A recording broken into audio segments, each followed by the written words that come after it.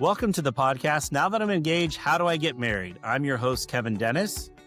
And I'm August Joker, co-host and brand manager at Fantasy Sound Event Services. In addition to leading the charge at Wedding IQ, I also run Fantasy Sound Event Services, a lighting and entertainment company based in Livermore, California, that I founded over 35 years ago. Each week on this podcast, we'll explore a new corner of wedding planning so you can prepare for your I-dos without the stress. From budgeting to booking vendors to the day of drama. Let's talk smart wedding planning. All right, folks, I'm here with Nez from Opus Event Rentals down in Southern California. How you doing, Nez? Very good. Thanks for having me, Kevin. It's Of really course. a pleasure to be here. So, Nez, today we're going to be talking about elevating wedding design with strategic rentals. But before we do, can you tell us a little bit about yourself and what you do and what makes Opus Event Rentals a little bit different? Certainly, yeah. Like you said, my name is Nezhdeh. I'm with Opus Event Rentals. I've been doing party rentals and event services for about 20 years. Oh, wow. And with Opus for about 11 years. We do a lot of different types of rentals for weddings and events. And specifically, we do cover pools and create like structures made out of fabric or different types of material, which enhances and sort of like gives it a little pop for your everyday backyard or, venue event.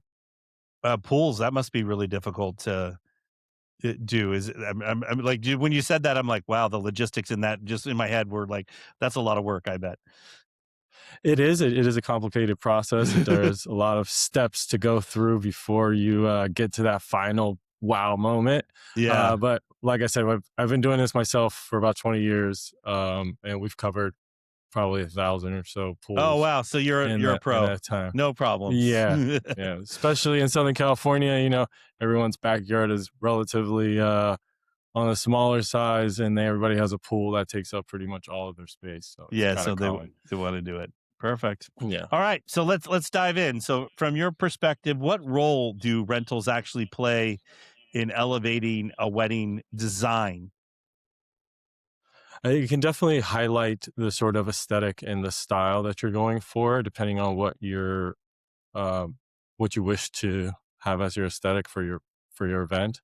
So it can definitely highlight if you want to have a forest sort of design, then you can incorporate elements of dark tones in your linens or in your chairs or things like that can definitely like elevate the whole look. And then it all also depends, obviously, on everybody has a budget, and then you can sort of tailor it by spending it on strategically on certain things that really elevate your event, and you don't have to go full blown on every single aspect of your event. Like you just need like that one touch really adds a lot. Yeah.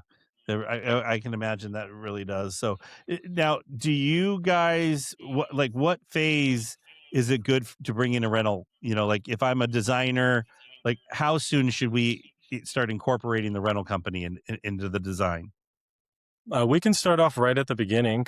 We for most of our weddings, we get most of our business from party planners and event coordinators and such things like that. And when they bring us in right at the beginning, we usually do like a site visit, and we can discuss, every aspect of the event from the moment the guests arrive to where they go to cocktail hour, where they have the reception, the ceremony, and all those things. And, when you have more people that have their expertise put in on the final project, you tend to have a better overall product at the end. So, okay, so we're a planner, a designer, or even the couples that are doing this. Where do you think they underutilize like rentals the most? I think they just hesitant to ask questions. I think the more questions you ask from the people that have done this over and over again, like I always make the joke that I get married, a dozen or 24 times every weekend. It's kind of the thing. So we've gone through all the steps, and we can give you the things to look out for. So, what you should plan for. You should always have a plan B and those kinds of things. It's mostly, I think people should just be open to asking questions and getting as much input as possible from true professionals, and not just depending on friends and family and their advice that they give you. Because I'm sure there's a lot of people, harping in people's ears when it's time to get married. and it's not always the best advice. It probably comes from a good place, but we have the experience, so you should definitely lean on your event planner or your party rental company who does this on a weekly basis to give you the do's and don'ts of what you should be doing Yeah. and where you can spend your money wisely to get that really nice effect. Yeah, because I think sometimes couples are getting advice. Sometimes I even think it's outdated. Like things have. Yeah, I mean, the weddings trends from trends to just even the way the style of weddings go changes every 3 to 5 years, and so if a parent got married 20 years ago, it's going to be the weddings are going to be a whole lot different. Certainly, yes, and I'm Yeah. sure everybody's mother-in-law and father-in-law has an opinion. So Oh, they all do. So, all yeah. right. So, Nez, what's the difference between rentals 20 years ago? It's going to be, the weddings are going to be a whole lot different. Yeah. Oh, they all do. So, all right. So, Nez, what's the difference between rentals that just like fill the space versus rentals that like truly elevate the entire event? I think it goes back to what I was saying about using your budget wisely. Like everyone needs tables and chairs, but if you have like this one specific item, like maybe you wanted to create like an arch backdrop of some sort for your ceremony or for your head table and you want to go out, that's what you should do. You should focus on a certain little part and really do that portion well, and then people will take away from the event that they saw this or they had this experience seeing Hmm. this for the first time, or having a really nice dance floor. We do LED dance floors or white dance floors, things like that really pop and really show through in the photos, because at the end of the day, 10, 15 years later, you look back and you want to see those photos and you want that to look really nice. And not everyone remembers all how comfortable the chair was. It's everyone remembers what it looked like. Yeah, so those ghost chairs are not very comfortable, I always say. So No, they're not, but they look nice. So I'm that's gonna the say they key. look. I know we have a photo in our office, and they look really of a ceremony set up with ghost chairs, and it looks really amazing. But I always go because one time, and the only reason why I say that is I went to like an industry event and had to sit in one of the like educational industry event and sat in one of those chairs for 6 hours, and my rear end was not happy after sitting in that thing for 6 hours. So Yeah, it's definitely not a comfortable chair. But most no. of them are not. All right. I know you mentioned you can be brought into the design process really early, but like, how? What is an ideal time to bring the rental company in? Once you finalize your venue, essentially, and you know where it's going to be and what day it's going to be, we can pretty much start from at that point, because we can help you, like I said, coordinate sort of the layout of the space and how you can use every sort of aspect of the space for the different portions of your ceremony or reception, or a combination of both. Because I know in some certain circumstances, the venue, they do both ceremony and reception at the same time. Yeah, yeah, And then we have the transition period between the two. So all those are really important. Like I said, if you have someone that's an expert that can tell you, hey, in this space, if you want to transition it, you can't do it in 30 minutes. You're going to need an hour or whatever, whatever that might be. yeah, yeah. Makes sense. So, all right, you've been doing this, like you said, for 20 years. What are some common mistakes you see when it comes to selecting just the rentals or just incorporating the rental company into the design? For the most part, I think people just don't, they overestimate certain aspects of the event and don't really consider the other aspects, and they overlook certain things that at the end of the day, they should have considered. So it comes from like overthinking the comfort of the chair, like you were saying, rather than just really going for the aesthetic look of the chair, because that's what matters in the whole aesthetic of the whole event. And then also making sure that all of your vendors are in good communication. I think people often overlook that, especially when it comes to the cater and maybe some electrical problems, because I know we also rent electrical and sort of power stations as well. And I think catering, who sometimes uses a coffee maker that all of a sudden takes up Oh, too much power those and are the blows out worst. Yeah, blows out the market lights because we didn't know yeah. that your caterer was going to use it. So I think those are the things, that those small little details that a person like myself or another event planner could, prevent by bringing it up earlier on. So when you're in the planning stages, that hey, who you're choosing to make sure your caterer, your planner, your vendors are all there together and they all know what each other person is doing, so that you don't have anyone, messing up somebody else's work. That's probably the biggest oversight. Yeah, and what about when it comes to, like, the logistics side of, like, from load in to delivery to that kind of stuff? Because I always say it's a big dance, and if we all work together, in the setup process, things are gonna go smoothly, but, like, if the client told everyone to arrive at the same time, it's gonna be a little bit of a shit show, so to speak. So, what is when it comes to logistics, what do you think some of the mistakes people make? Certainly. So that's why it's important to have us on early on, especially having a planner as well, is to coordinate it. So depending on where your event is, if it's like a backyard wedding, then yeah, you can stagger them in a couple days prior and then have them Mhm. staggered again when it's time to pick it up. And day of stuff can happen day of, like catering and DJ, and then all the other things can happen day before. That makes life much easier. Our life is much easier when that happens, when we have a couple days beforehand to set up. But then most of our events are at venues that require same day sort of deliveries. You have small windows and you have to balance these out. And that's why it's important to have a professional. And whenever we have a client that comes in from the beginning, we always, break it down. How many vendors are you having delivered that day? How many hours do we all have collectively to do Mm. so? We try to make sure that we're always the first one in, um, I was gonna to ask go. that. Is it better for you to be the first one in? So Typically, yeah, because we are sort of, I always like to say we're sort of like the palette of the painting. So yeah. we need to be there first. So we're the background of it, and then whatever's added on, we have to put the table first and the chairs before the flower lady can put the flowers on top of the table. Yeah. So if you only have, let's say, 3 hour window, make sure we're the first ones there, give it a little bit of a grace period, like an hour or 30 minutes, and then have the next vendor arrive, so that at least the loading area has some space to people to move in, and each person can we still have to always work together, but we can have a little bit of gap in between.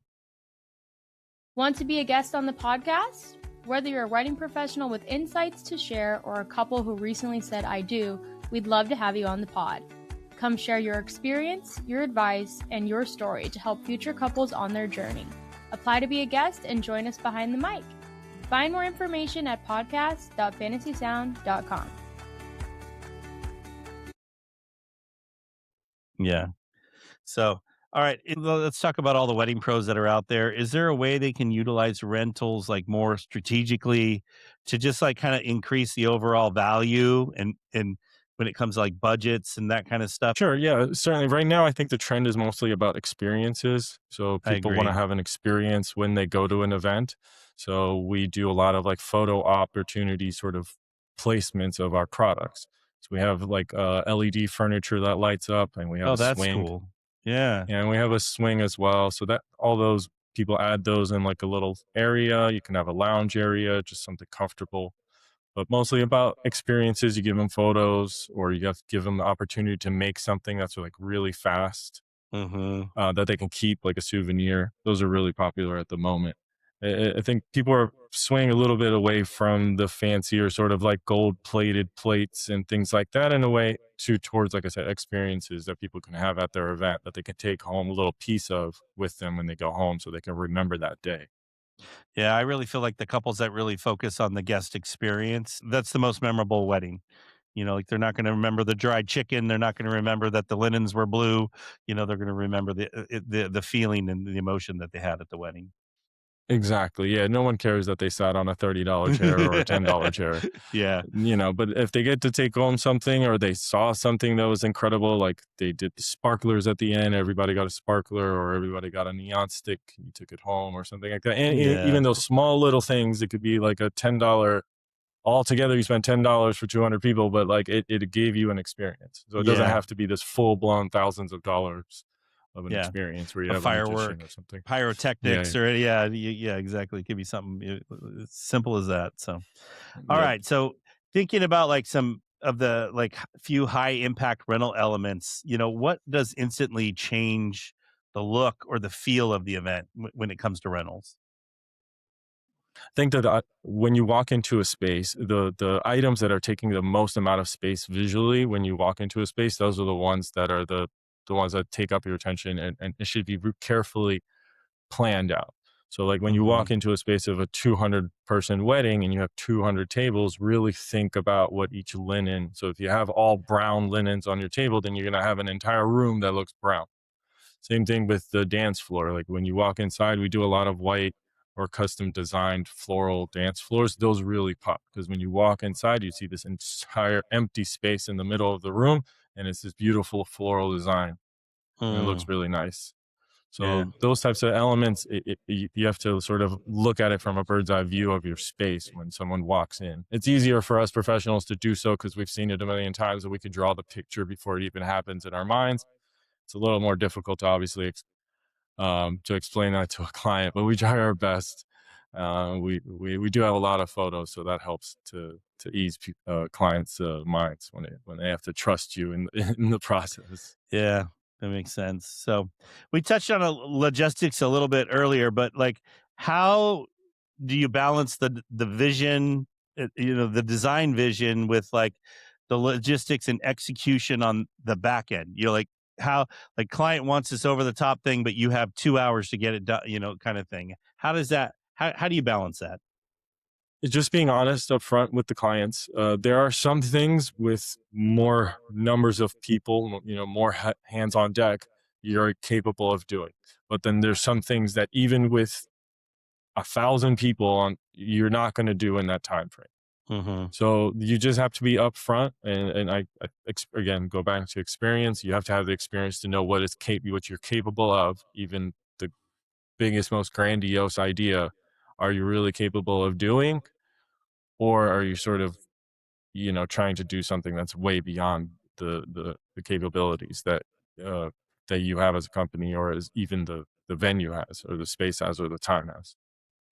Yeah, you Yeah. just have to be honest with the client. I think that's the most important thing, and you have to prepare and plan ahead of time over and over again. So, you have your, let's say, a month before, you have certain checks, make sure you don't have certain items missing, or you have the certain logistics of who's going to arrive at the venue. And then, a week before, you do the same things, you add on, you make sure everyone's on the right timetable, and you send out timetables for everyone so that you'd have all these checks, several times beforehand, so that when that day comes, you have everyone. There's always going to be an issue, but at least you've minimized it, and it's just something small that you can take care of in that immediate time.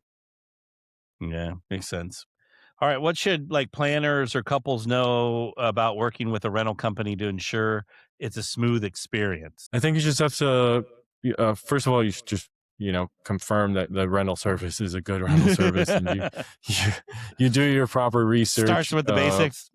Yeah, so you do your proper research, you ask around, you do your Yelp research, you Google reviews, things like that. Those are really, really important. Obviously, they don't tell the whole story. And you can't get dissuaded, misled by photos, because especially nowadays, photos can be very misleading on Instagram and social media. Mhm. But you just, ask around, and then you should definitely go and visit our the showroom and see what they have, see the quality of their products, things like that, and ask questions. Like I said, you should definitely ask questions. And you know when you ask 10 questions and the person can only answer one of them or two of them, that's probably not a good sign. So the more that you build some rapport with the person that you're going to be dealing with, because they're handling your most important day of your life up to that point, and you have to trust them to do so, and be Yeah. responsible and show up, because we get a lot of phone calls on Saturday afternoons of some vendor for some person didn't show up, and we have to say, I'm sorry, we're fully booked and we can't help. And Yeah. that's why you have to start that process in advance, so that you can weed out bad actors. Unfortunately, there are some, but Mm. you should just do your research and plan ahead. And the earlier you start the process, I think it's better, because we do have clients that start, 2 years ahead, and they have their wedding 2 years from now, and they've already started their planning process. We love those Yeah. kinds of Yeah. clients. Which yeah, exactly, because it makes life a whole lot easier. So, It does. It allows us to plan as well, so that we don't have shortages or anything like that. We can prepare for the next season ahead of time. Most of our events are typically booked a year or 6 months in advance. But like I said, Yeah, the earlier you start, the better it is. makes sense. So, how can like a strong vendor collaboration lead to a better design in the end when it comes to a wedding? I think it's just like you were saying, the logistical smoothness that it could operate in, especially at different venues that we operate, where you have shorter time windows or constraint sort of locations where you're all sharing the same elevator or hallway or things like that. I think the efficiency and the smoothness that an event can be can go is the best sign. And because in at the end of the day, like you know, for the most part, like a good rental party rental company has really good products, and we have good quality. You know, even though they're rentals, we take care of them and we prepare it and all that stuff. But the real key is that logistical aspect of it when it comes time to actually do the event is how smooth that goes is really important. And that's really shown in the professionalism of the company. Yeah, and I think it can make or break a wedding, to be honest with you. It Or yeah, it can, yes. yeah. Yeah, All because right. you don't want that headache of somebody showing up an hour or 2 too late, and No. that's Yeah, and never then good. like you were saying too, like the florist is waiting to put the flowers on the table and the table's not there. So yeah, it Yeah, it's a would yeah, domino, yeah. yeah, it really is. So all right. So this kind of a question I was really curious about, like what goes on behind the scenes that most like planners or clients don't realize. I hear you giggling already, but at the rental, at your office there. Just all the things, all the fires that we have to put out, all the small ones. From sometimes the count wasn't correct, and you had 202 that you need, and you somehow only had 201. So on Yeah. Saturday morning, you got to find that one. So those types of things we try to avoid because those are definitely costly on for us. But Yeah. it does happen, and that comes with when you do it the longer, you have people that we're a community. So even other party rental companies that we work with that are our competitors, but yet we still work together. So if there's a shortage of something or something is missing or something happened that you didn't plan for, but it happened, you can rely on someone else to at least be there to help you or go there and give you that one extra chair that you were missing. Yeah. Um so that's really important. I think that's one of the best things about having someone that's been in the business for a long period of time is they have relationship with other vendors, so Yeah. they're never alone, so your client's never alone. Yeah, makes sense. All right. So, for someone looking to elevate their event immediately, what's the one rental focus change they should make? I think it goes back to the experiences. I think you should really focus on giving your guests an experience when they come to your event. Hmm. You can go from the trends that we had, let's say 5 years ago, 6 years ago, of the photo booth. That was really popular, and the 360 camera that was like a few years ago. You could Yeah. do those, or there's other ways. Like I said, the swing. We've done the swing many times. Seesaws.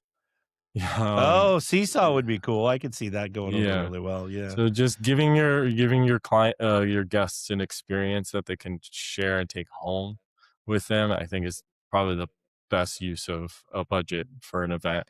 Yeah. Um, And probably something that's very Instagram worthy or TikTok worthy. Yeah. Exactly, exactly. Yeah. So we have a lot of the hashtag, you put the bride and groom's name and you hashtag it and everybody posts. So at the Yeah. end, when the couple goes on their honeymoon, they can whip out their phone, look at that hashtag, and there's all these photos from their event. Yeah. And that's the best, that's the coolest thing because they get to see all the fun that the people had, their guests had, their family had at their event. Yeah. So yeah, we're really trying to make those hashtag photos. Yeah. So. Yeah. All right. So, is it like let's real quick touch on trends. What trends are you seeing right now in the rentals, and which ones actually have like staying power? You think?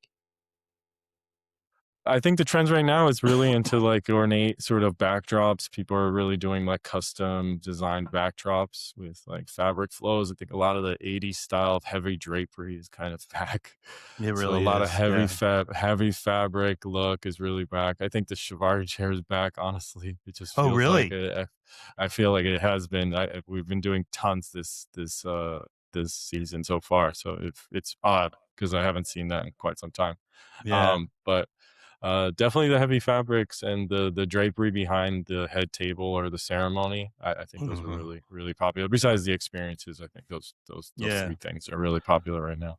Is there a color of the shafar? Just like, I'm more curious than anything. Like, is there this? The gold one, yeah, the gold. So the Yeah. gold one's the classic one, Yeah. and it goes and comes and goes and comes. But this year, oddly, it's very popular. Like Well, I think we've done several dozen so far. And it's yeah, pretty I was amazing. going to say, and that was going to be my guess if it was the gold one. So, Yeah, that's a class. I mean, it's been around for hundreds of years. So yeah, I agree. All right. So to kind of wrap things up, what's the one thing you want, planners, couples to take away when it comes to working with a rental company? Like, what's the one thing they should remember? I think you should entrust in a good professional party rental company like Opus ourselves. Um, it's invaluable to have a company that knows what they're doing and is professional and is there and shows up and answers your emails and answers your millions of questions that you probably have and millions of changes that you have to your order, but is willing to do it and be honest and upfront about it. I think that's the most important thing. Yeah. You don't want someone that's constantly or the most I think one of the keys is to finding that good professional is the way that they communicate with you. Because I think nowadays we've all gotten a little lazy with our communication where we're just doing random text messages or Yep. DMs. I think it's really important to stick to, emails because that way it's trackable. It's much easier to go back to and to pinpoint, hey, this is the conversation we're having. I think Yeah. that's really important to be really upfront and communicate clearly with all of your clients is really important. Yeah, and it's even couples are text messaging, but through email. It's like, one little question here, and and then they're all over the place, and then I think that's where the details get lost. Yeah, I think you're right on It, that it for does, sure. yeah. That's why Yeah. every time we respond, I always tell the crew is whenever you're responding to an email, you make it as professional as possible, so they sort of catch on to your professionalism, and maybe they Mm, can reciprocate it when they're in yeah. their responses. Yeah, I agree. So, all right, Nez. Well, I can't thank you enough for sharing all the information when it comes to about with the rental. Can you tell us like where can folks find you, or on the Instagram and on the web and all that good stuff? Sure, certainly. Yeah, our name's pretty easy, straightforward. It's Opus Rentals, OPUS Rentals, and our Instagram is Opus Rentals. Our website's Opus Rentals, and we're in Simple. LA. We go, yeah, very simple, straightforward, and we deliver all over Southern California, even Arizona, Nevada. Oh, wow. So yeah, we do all That's over the crazy. place. That's So Yeah, I'm gonna say that's pretty far for you guys, but that's good to know. Probably out in Palm Desert a lot too then. yeah, we go to Palm Springs all the time. That's right. Yeah. Yeah. So perfect. All right. Well, Nez, we can't thank you enough. Want to remind our listeners to hit the subscribe button. And if you have a story or a question, please send them into podcast@fantasysound.com. And folks, thank you for listening to another episode of Now That I'm Engaged, How Do I Get Married? We'll see you next time. Awesome. Thanks, Kevin. To our listeners, thank you for tuning in to another episode of Now That I'm Engaged, How Do I Get Married podcast. Brought to you by Fantasy Sound Event Services. I hope you enjoyed listening to this episode. Please get in touch with me or August if you have any topic you would like us to cover. Or if you're struggling with your wedding planning, please be sure to submit a question to podcast@fantasysound.com. I encourage you to check out our other episodes on Apple, Spotify, or wherever you listen to your podcast. And if you're a fan, we'd love if you would subscribe to the podcast and leave a review. It helps others find our podcast so that they can learn from our guests too. And to everybody listening, Happy wedding planning!